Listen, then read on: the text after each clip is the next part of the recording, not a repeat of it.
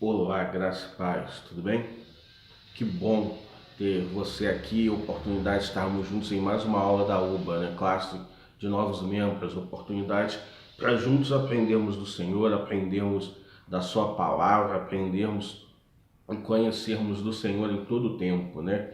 Que bom que você está aqui, nossa UBA Universidade Bíblica de Acari, da Igreja Batista de Acari. Essa é a classe de novos membros, né? Oportunidade para aprendermos juntos da palavra de Deus. Nós temos estudado já nas últimas aulas a literatura conhecendo a Bíblia, né? A gente está traçando esse panorama todo da palavra de Deus, desde o Velho Testamento até o Novo Testamento, entendendo, né, os personagens, entendendo o que Deus fez no decorrer da história através de homens e mulheres dele que ele separou o desempenho, o bom andamento da sua obra, né? E hoje, na última aula, nós encerramos o Velho Testamento, encerramos toda a nossa abordagem acerca do Velho Testamento e vamos dar sequência ao Novo Testamento, continuando a nossa caminhada da Bíblia, né? Caminhada na Palavra de Deus. Só que antes da gente dar sequência no Novo Testamento, a gente entrar no Novo Testamento, dar sequência no nosso estudo, eu queria conversar com vocês um pouco hoje sobre a relação entre o Velho e o Novo Testamento, a relação entre os dois testamentos, o Antigo Testamento e o Novo Testamento, né? Parece que o Antigo Testamento conta uma história, fala sobre um Deus, sobre Deus de uma forma, e o Novo Testamento fala de outra forma. Alguns vão dizer que o Velho Testamento fala de um Deus que era mais rigoroso, que um Deus cruel, de guerras, né?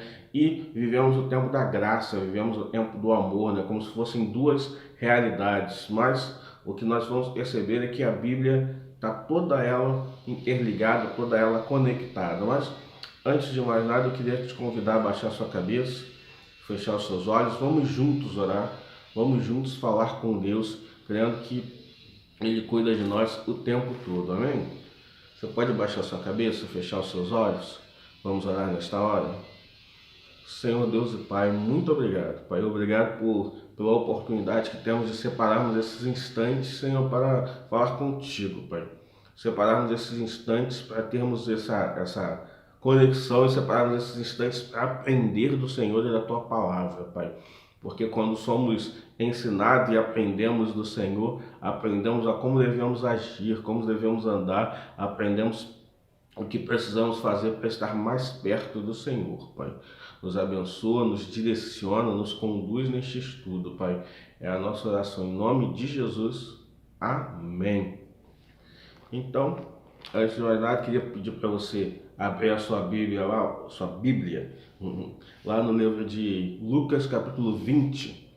A gente vai ler do versículo 9 até o versículo 16. Lucas, capítulo 20, do verso 9 ao verso 16, tá?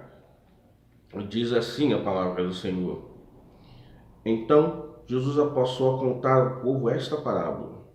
Certo homem plantou uma vinha, arrendou-a com alguns trabalhadores e ausentou-se por longo tempo. Na época da colheita, ele enviou um servo aos lavradores, para que lhe entregassem parte do fruto da vinha. Mas os lavradores o espancaram, o mandaram embora de mãos vazias. Ele mandou outro servo, mas estes também espancaram e o trataram de maneira humilhante, mandando-o embora de mãos vazias. Enviou ainda um terceiro, e eles feriram e o expulsaram da vinha. Então o proprietário da vinha disse: Que farei? Mandarei meu filho amado. Quem sabe o respeitarão?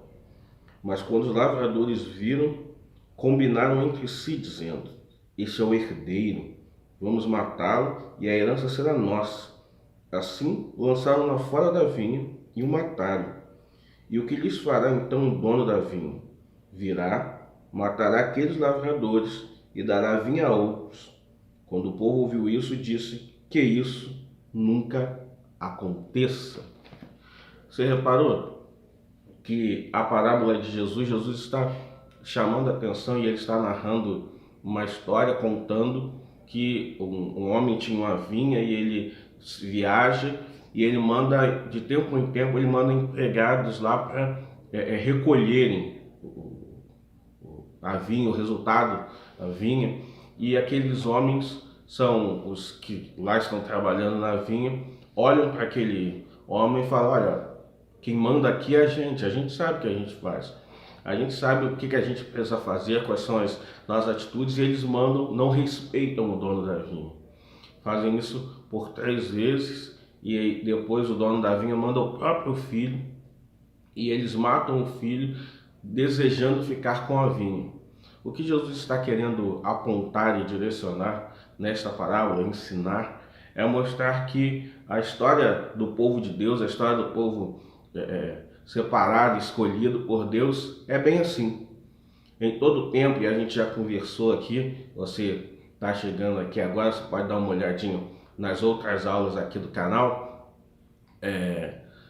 o Deus enviou inúmeros profetas e o povo não respeitou os seus profetas, e por conta disso foram parar no exílio, né? Tanto o reino do norte quanto o reino do sul foram para o exílio, porque não respeitaram e não ouviram os seus profetas.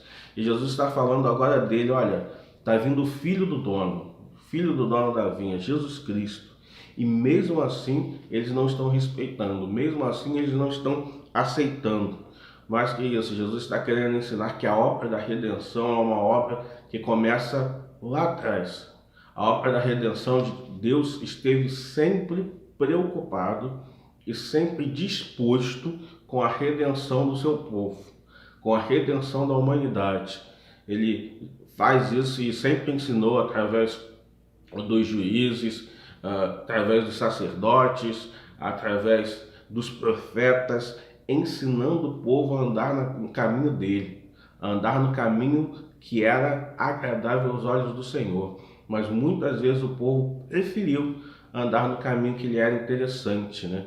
E não muito diferente da nossa realidade hoje, né? Jesus está falando, temos homens e mulheres de Deus, igrejas do Senhor anunciando a palavra de Deus. Aqui a Igreja Batista de Acari, relevante, preocupado com a relevância da palavra de Deus, mas muitos não têm investido tempo e desejado conhecer a palavra do Senhor. Mas Deus em todo tempo está disposto a salvar, e Deus em todo tempo está disposto a nos ensinar a andar como Ele agrada, como agrada a Ele. Então, só por esse versículo, só por essa parábola de Jesus, a gente já poderia segurar por aqui e explicar e ficar claro para todos nós que o Velho Testamento não está separado do Novo. A obra de Jesus, a obra de redenção, já começa desde o Velho Testamento. Desde o Velho Testamento, tudo é um plano de Deus, uma direção de Deus para que o povo chegasse ao conhecimento da palavra de Deus, para que o povo chegasse a uma relação de compromisso com Ele, ok? Mas sigamos. E aí, pensando com você sobre o que é o Velho Testamento, né? Quais são o objetivo do Velho Testamento, né? O Velho Testamento tem como objetivo relevante, principal, né? Um dos objetivos principais do Velho Testamento é contar a história do povo de Deus, e mais que isso, contar a história da atuação de Deus em meio ao seu povo. Ele vai relatando, né, desde a criação, desde Adão e Eva, os patriarcas, a formação de um povo, né, os juízes, os reis, os profetas, vai contando tanto o reino do norte indo para o exílio pela mão da Síria, quanto o reino do sul indo para o exílio na mão da Babilônia, mas em todo o tempo ele vai colocando a palavra dos profetas, ele vai colocando a atuação de Deus, ele vai movimentando e mostrando que Deus sempre esteve cuidando do povo, que Deus sempre esteve sustentando o povo, que Deus sempre esteve direcionando o povo e mostrando ao povo qual caminho que o povo devia andar. Em todo o tempo, Deus estava apontando, né, como uma seta, né, apontando o caminho através de homens e mulheres de Deus, apontando o caminho, mostrando para esse lado, nesta direção, este é o objetivo, conduzindo o povo para o caminho certo. Então, mesmo e a Bíblia nos ensina muito da história, há muitos relatos, né, sobre o reinado dos reis, o tempo do reinado dos reis, mas em muito ela vai dizer, apontar, tal qual a monarquia, né, de Israel, que vai apontar, né, olha, esse rei fez o que era mal aos olhos do Senhor, esse rei fez o que desagradava ao Senhor, porque a importância, a relevância é mostrar a atuação de Deus, o cuidado de Deus e a direção de Deus em meio a todo o processo, toda a direção, toda a condução do povo. Da mesma forma, o Novo Testamento vem coroar a obra de redenção de Deus enviando Jesus Cristo, né? O filho do dono, como Jesus mesmo diz na parábola, né? Ele vem ser o final e a conclusão do processo de redenção. Jesus mesmo vai dizer, né? Eu sou o caminho, a verdade e a vida, e ninguém vem ao Pai a não ser por mim. Ele está apontando, ele está direcionando que ele é o caminho que conduz à salvação, ele é o caminho que conduz à retidão, conduz a estarmos no centro da vontade de Deus, a estarmos guardados, a estarmos protegidos por ele. Ele nos direciona a andarmos no caminho e na direção certa, né? E ele vai, o Novo Testamento narra também o início da igreja primitiva, os apóstolos, né? As cartas paulinas, as cartas gerais, e vai direcionando, né, o início da igreja, né? Como a igreja começou depois, o ministério de Jesus e pós-ministério de Jesus, como tem trilhado a igreja, né? O início da caminhada do povo de Deus, sempre mostrando e nos direcionando a atuação de Deus no meio e a orientação de Deus, né, no meio do povo, né? As cartas, tanto as cartas de Paulo quanto as cartas gerais, elas têm por esse objetivo, né, nos direcionar a andar de acordo com a vontade de Deus, andar de acordo com o que Deus espera de nós, ok? E a gente pode fazer algumas pontes, a Bíblia ela é recheada de promessas e de orientações que estão no Velho Testamento e que estão no Novo Testamento acerca de Jesus. A Bíblia fala acerca de Jesus e nos orienta acerca de Jesus Cristo, nos mostrando, nos tornando relevante a obra de Jesus, né? A gente pode dar uma olhadinha lá em Isaías capítulo 7, versículo 14, que vai dizer assim, paralelo com Mateus capítulo 1, 22 e 23. Diz assim Isaías 7,14: Por isso o Senhor mesmo lhes dará um sinal. A virgem ficará grávida e dará à luz a um filho, e o chamará de Emanuel. Mateus 1, 22 a 23. Tudo isso aconteceu para que se cumprisse o que o Senhor dissera pelo profeta. A virgem ficará grávida, dará à luz a um filho, e chamarão Emanuel, que significa Deus conosco, né? A profecia, a promessa estava lá no livro de Isaías. Isaías profetizou acerca de como viria o Messias, de como ele viria de uma virgem, né? E seu nome seria Emanuel, que significa Deus conosco, né? E a palavra de Deus confirma, no Novo Testamento o evangelista confirma, olha, aconteceu de acordo com o que o profeta tinha falado, aconteceu da mesma forma como o profeta falou, né? De uma virgem, e o nome será Emanuel, quer dizer Deus conosco.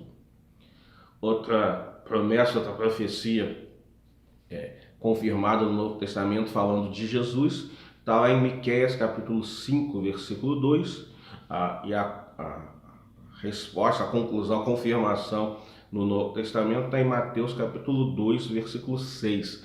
Diz assim o texto de Miqueias: Mas tu, Belém Efrata, embora sejas pequena entre os clãs de Judá, de ti virá para mim aquele que será o governante sobre Israel. Suas origens estão no passado, distante, em tempos antigos. Mateus capítulo 2, versículo 6. Mas tu, Belém, terra de Judá, de forma alguma és a menor entre as principais cidades de Judá, pois de ti virá o líder que, como pastor, conduzirá Israel, o meu povo. Ok? Zacarias 9:9 faz continuação com Mateus 21. Mateus 21, 4 e 5 diz assim Zacarias 9:9. Alegra-se muito, cidade de Sião, exulte Jerusalém, eis que o seu rei vem a você, justo e vitorioso, humilde e montado num jumento, um jumentinho, cria de uma jumenta. Mateus 21:4-5 diz assim: isso aconteceu para que se cumprisse o que fora dito pelo profeta. Digam, cidade de Sião, eis que o seu profeta rei vem a você, humilde, montado num jumento e num jumentinho, cria de uma jumenta.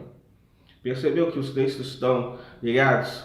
Percebeu que o relato, né? E nesse caso, nos exemplos que a gente pegou, todos eles no Novo Testamento estão em Mateus, mas inúmeras livros do Novo Testamento, cartas do Novo Testamento, estão registrados acontecimentos, promessas, profecias do Velho Testamento, o que prova que os textos estão ligados, o que prova que o Velho Testamento não é algo separado do Novo Testamento, mas o Antigo Testamento, junto com o Novo Testamento, são uma completa e total revelação de Deus para o seu povo, ok? Mas a gente pode entender isso também de uma forma acerca de doutrinas, né? Acerca de algumas doutrinas, algumas direções dadas por Deus que estão lá no Antigo Testamento, estão no Novo Testamento. Como exemplo, Joel capítulo 2, versículo 32 e Romanos 10, 12 e 13, falando sobre salvação. Diz assim o texto de Joel capítulo 2, versículo 32. E todo aquele que invocar o nome do Senhor será salvo, pois, conforme prometeu o Senhor no Monte Sião e em Jerusalém, haverá livramento para todos os sobreviventes, para aqueles em quem o Senhor chamar.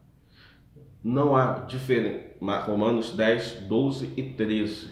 Não há diferença entre judeus e gentios, pois o mesmo Senhor é Senhor de todos e abençoa ricamente todos os que o invocam, porque todo aquele que invocar o nome do Senhor será salvo. Então, tanto Joel no Velho Testamento profetizando para o povo, quanto o apóstolo Paulo escrevendo aos Romanos, eles dizem e deixam claro, né, que quando nos aproximamos de Deus, quando nos colocamos a nossa vida nas mãos de Deus, quando decidimos buscar o Senhor e invocar o nome do Senhor, nós recebemos do Senhor salvação. Outro texto falando sobre casamento, né? Gênesis capítulo 2, versículo 24, foi linkado, né? O evangelista também traz essa realidade, as palavras de Jesus lá em Marcos capítulo 10, versículo 8. Em Gênesis 2, 24 está assim: por essa razão o homem deixará pai e mãe e se unirá à sua mulher, e eles se tornarão uma só carne. Marcos 10, 8 vai dizer: e os dois se tornarão uma só carne, assim eles já não são dois, mas sim uma só carne. O Novo Testamento chamando a atenção, referendando, chancelando a verdade de Deus em Gênesis, né? Quando ele cria Adão e Eva e diz: olha, os dois são uma só carne. E a ideia da palavra de Deus, a ideia, a doutrina dada por Deus a Adão e Eva e a todos nós, continue confirmada, ratificada no Novo Testamento. Falando de justificação, Abacuque 2,4 diz assim: escreva, o ímpio está envaidecido de seus desejos, e não são bons, mas o justo viverá pela sua fidelidade. Romanos 1,17 diz assim: porque no Evangelho é revelada a justiça de Deus, uma justiça que do princípio ao fim é pela fé, como está escrito: o justo viverá pela fé. Está deixando claro, fazendo a ponte entre os textos, nos afirmando que somos o justo, aquele que anda de acordo com a vontade de Deus, aquele que busca andar de acordo com o Senhor, aquele que busca viver uma vida que agrade ao Senhor, esse viverá pela fé, viverá comprometido com o Senhor, né? E vale a pena a gente pensar que a Bíblia, né, o Velho, o Antigo Testamento, era a palavra de Deus que era citada, né, tanto por Jesus, foi citada por Jesus, quanto pelos apóstolos nas suas cartas, na sua pregação. Eles se baseavam, usavam e utilizavam do Velho Testamento. Por exemplo, lá em Marcos capítulo 7, versículo 6, Deus diz assim: respondeu: bem profetizou Isaías acerca de vocês, hipócritas, como está escrito: este povo me honra com os lábios, mas o seu coração está longe de mim. O próprio Senhor Jesus fazendo referência a Isaías, fazendo referência ao texto de Isaías. Olha, do jeito que Isaías profetizou, do jeito que Isaías falou, é como é hoje. Da mesma forma como ele falou, é hoje. E os apóstolos também fizeram uso, também usaram o Velho Testamento inúmeras vezes. Um exemplo disso está lá em Atos capítulo 2, versículos de 16 a 21. Diz assim: pelo contrário, isto que foi predito pelo profeta Joel: nos últimos dias, diz Deus, derramarei o meu espírito sobre todos os povos. Os seus filhos e suas filhas profetizarão, os jovens terão visões, os velhos terão sonhos. Sobre os meus servos e as minhas servas derramarei o meu espírito. Naqueles dias eles profetizarão. Mostrarei maravilhas em cima do céu, sinais embaixo da terra, e o sangue e fogo, nuvens de fumaça. O sol se tornará em trevas, a lua em sangue, antes que venha o grande e glorioso dia do Senhor. E todo aquele que invocar o nome do Senhor será salvo. A gente repara que logo no início lá do texto ele diz: olha, pelo contrário, isso foi predito pelo profeta Joel, né? Fazendo essa ponte com o Velho Testamento, com a profecia de Joel, justificando o agir de Deus. Então percebemos aqui que inúmeras vezes no Novo Testamento foi usado referências do Antigo Testamento, a palavra de Deus revelada, a revelação de Deus no Antigo Testamento. Então não podemos pensar que o Antigo Testamento trata de uma realidade, o Novo Testamento trata de outra realidade.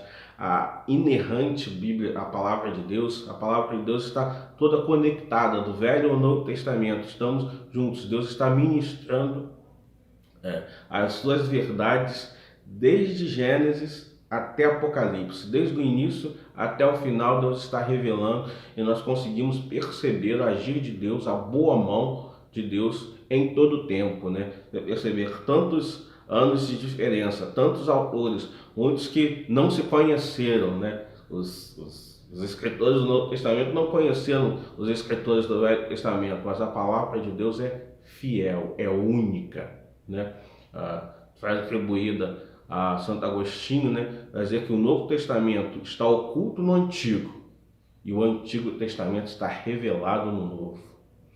O Novo Testamento e as verdades do Novo Testamento já estão lá no Antigo, mas elas só ficam claras, só ficam nítidas quando a gente percebe, quando a gente lê o Novo Testamento. E aí o Antigo Testamento, as verdades do Novo que estavam lá no Antigo fazem sentido. A palavra de Deus está conectada em todo o tempo, né? Então eu espero que nesse instante, nesse tempo que passamos juntos, tenha ajudado a você a entender um pouco da conexão entre os dois textos, entre os dois testamentos, né? O Novo e o Velho Testamento estão juntos no objetivo de nos ensinar, de nos orientar a andar como Deus espera que andemos. Amém? Vamos orar? Você pode abaixar sua cabeça, fechar os seus olhos? Podemos falar com Deus? Senhor, muito obrigado por este tempo que passamos juntos, Pai. Nos abençoa, nos direciona, que possamos viver como tudo e toda a sua palavra nos orienta, Pai. Seja conosco em todo o tempo. Em nome de Jesus. Amém. Que Deus te abençoe muito. Uma boa semana para você. Que seja guardado por Deus. E nos encontramos na próxima aula para falar do Novo Testamento, para falar de Jesus Cristo, da sua obra, da sua manifestação. Lembre-se, em todo o tempo, Deus está falando com você. Em todo o tempo, Deus está cuidando de você. A palavra de Deus é completa e Deus em todo tempo deseja cuidar e ministrar na sua vida. Amém? Fique na paz. Que Deus te abençoe muito.